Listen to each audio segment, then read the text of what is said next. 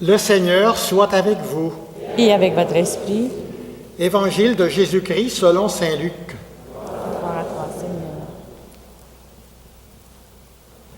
Jésus dit une parabole pour certains hommes qui étaient certains d'être justes et qui méprisaient tous les autres.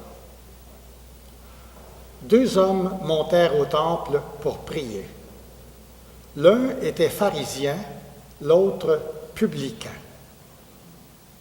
Le pharisien se tenait là et priait en lui-même.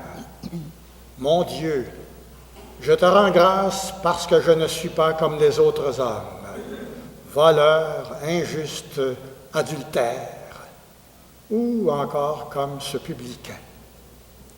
Je jeûne 2 fois la semaine et je verse le 10e de tout ce que je gagne. » Le publicain, lui, se tenait à distance. Il n'osait pas lever les yeux vers le ciel et se frappait la poitrine en disant « Mon Dieu, prends pitié du pécheur que je suis. » Quand celui-ci rentra chez lui, je vous le déclare, c'est lui qui était devenu juste et non pas l'autre. Celui qui s'élève sera abaissé, celui qui s'abaisse sera élevé. Acclamons la parole de Dieu. Louange à toi, Seigneur Jésus.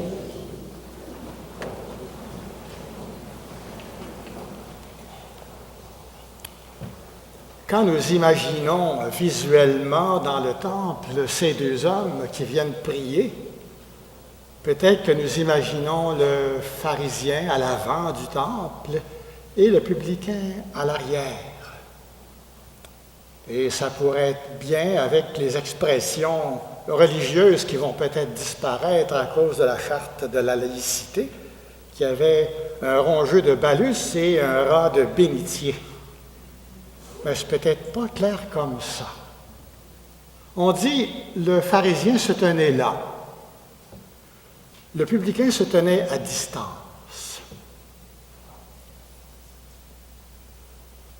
Deux hommes montèrent au temple pour prier. Remarquons bien que les deux disent vrai. C'est vrai que le pharisien a beaucoup de vertus. C'est vrai qu'il a beaucoup de bonnes actions à son actif. C'est vrai. Le publicain est un voleur, un pécheur, et il le reconnaît humblement. Pour beaucoup de monde, Jésus semble avoir un penchant absolument très fort pour celui qui, normalement, paraît le moins bon. On en a la raison dans la toute première phrase de l'Évangile aujourd'hui. Jésus dit une parabole pour certains hommes qui étaient certains d'être justes et qui méprisaient tous les autres. S'il y a quelque chose que Jésus n'est pas capable de supporter, c'est l'orgueil. Et surtout l'orgueil qui va jusqu'au mépris de son frère ou de sa sœur. Et nous avons le jugement de Jésus dans la dernière parole de l'Évangile. Celui qui s'élève sera abaissé, celui qui s'abaisse sera élevé. Le pharisien prie en lui-même. Ça résonne. En lui-même. Il ne dit pas toute la vérité. Il ne voit que le bon côté qui est bien réel. D'ailleurs, Jésus a beaucoup reproché aux pharisiens, qui souvent étaient vertueux et saints, de couvrir toutes leurs vertus et leurs bonnes actions par cet orgueil et le mépris des autres. Et ça fait tout perdre. Le publicain, lui, c'est un voleur. Le pharisien, il est orgueilleux, il est vaniteux. Le publicain est un voleur. Mais est-ce que le pharisien pourrait prétendre qu'il a moins besoin de pardon pour son orgueil que le publicain pour ses petites escroqueries? Il ne se pose même pas la question, il est parfait. Quand tu es parfait, tu n'as pas de pardon à demander. Il est parfait. Qui est ce fameux pharisien pour dire quelque chose aux publicains comme ta faute a fait de moi ton supérieur. Ah, moi, je ne suis pas pécheur. Et s'il reconnaît un péché, peut-être qu'il lui aurait dit coudonc, mon péché est plus beau que le tien parce que je suis meilleur que toi. Où est-ce que ça va?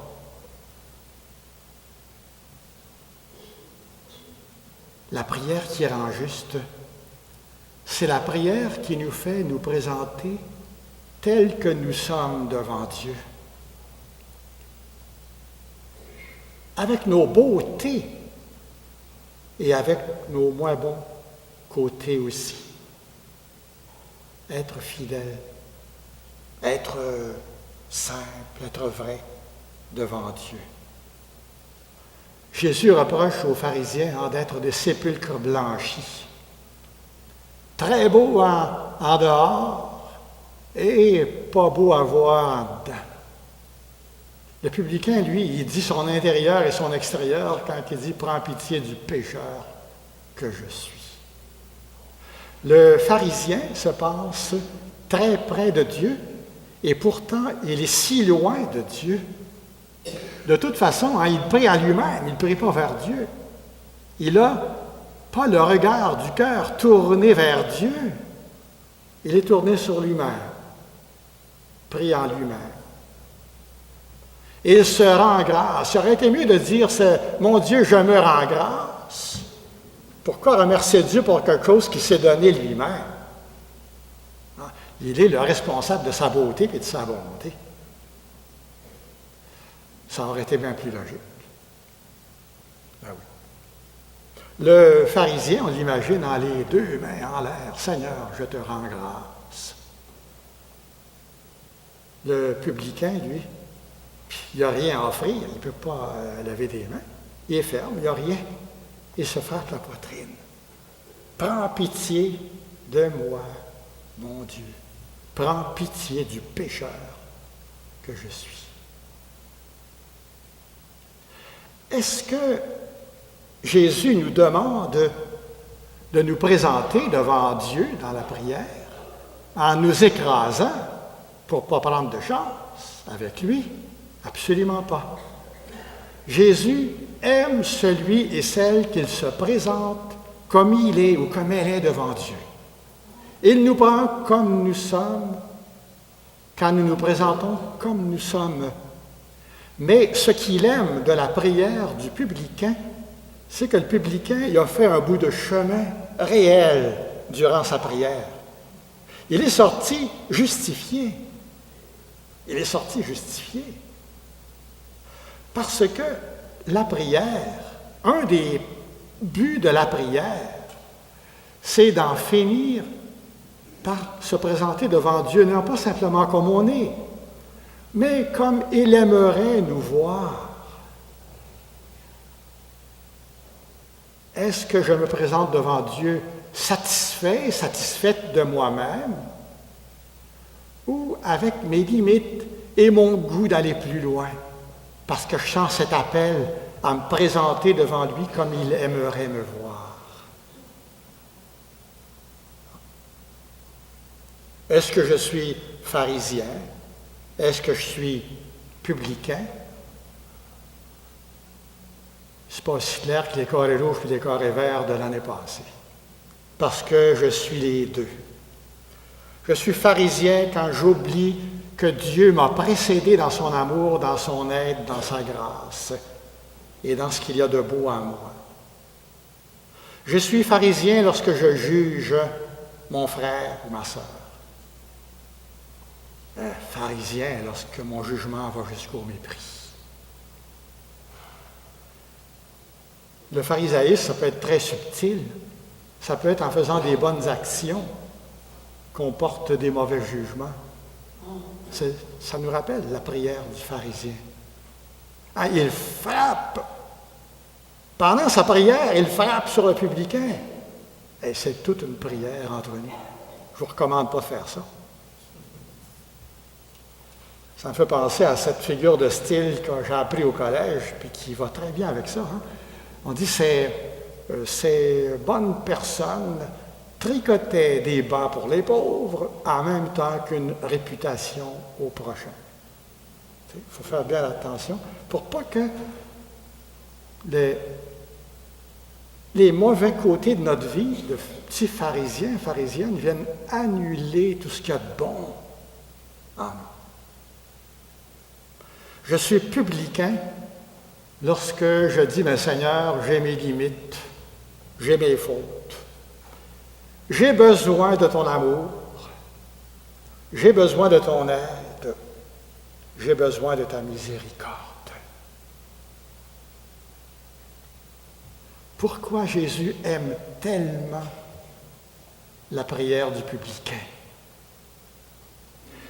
C'est parce que lui-même, Jésus, Fils de Dieu, s'est abaissé pour nous sauver.